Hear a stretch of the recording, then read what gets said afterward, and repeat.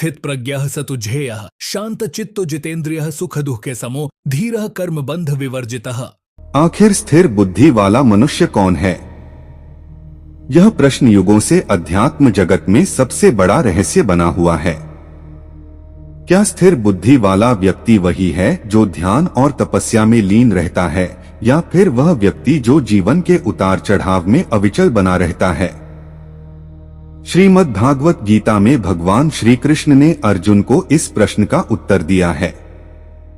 उनके अनुसार जो व्यक्ति स्थितप्रज्ञ है वही स्थिर बुद्धि वाला मनुष्य है। आज हम गीता के उसी गूढ़ रहस्य को समझने का प्रयास करेंगे। महाभारत के युद्ध में अर्जुन श्री कृष्ण से पूछते हैं, हे केशव, स्थितप्रज्ञ व्यक्ति कौन होता है? वह कैसा बोलता है, कैसे चलता है, कैसे जीता है?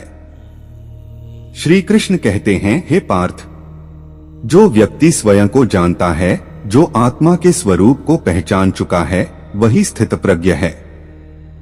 ऐसा व्यक्ति चाहे गृहस्थ हो या सन्यासी, वह संसार में रहते हुए भी उससे निर्लिप्त रहता है।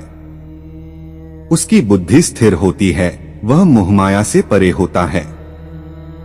श्री कृष्ण के अनुसार स्थितप्रज्ञ व्यक्ति की पहचान उसके धैर्य, संयम और तटस्थता से होती है।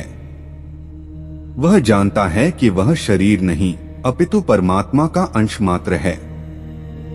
श्री कृष्ण समुद्र का उदाहरण देते हुए समझाते हैं कि जैसे समुद्र में कितनी भी नदियां समा जाएं, वह अपनी मर्यादा नहीं खोता, उसी प्रकार स्थितप्रज्ञ व्यक्ति भी सुख दुख में समान रहता है।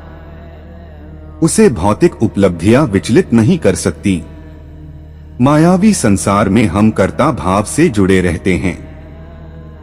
हमें अपने कर्मों का फल चाहिए, हमें सुख दुख का अनुभव होता है। लेकिन स्थितप्रज्ञ व्यक्ति इन सबसे परे होता है। वह जानता है कि वह मात्र एक माध्यम है, कर्ता नहीं। इसलिए वह कर्मफल की आकांक्षा से मुक्त होता है। हमारी 5 ज्ञानेंद्रियां आँख, कान, नाक, जिह्वा और त्वचा हमें संसार से जोड़ती हैं। लेकिन स्थितप्रज्ञ व्यक्ति इन इंद्रियों पर नियंत्रण कर लेता है। उसे रागद्वेष, लोभ, क्रोध और मोहमाया से मुक्ति प्राप्त हो जाती है।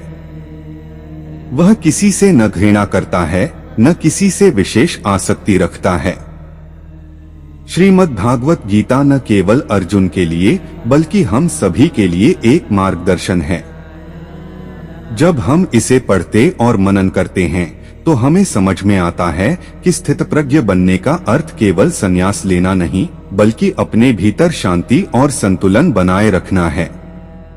तो आइए हम सभी गीता के इस ज्ञान को अपने जीवन में अपनाने का प्रयास करें।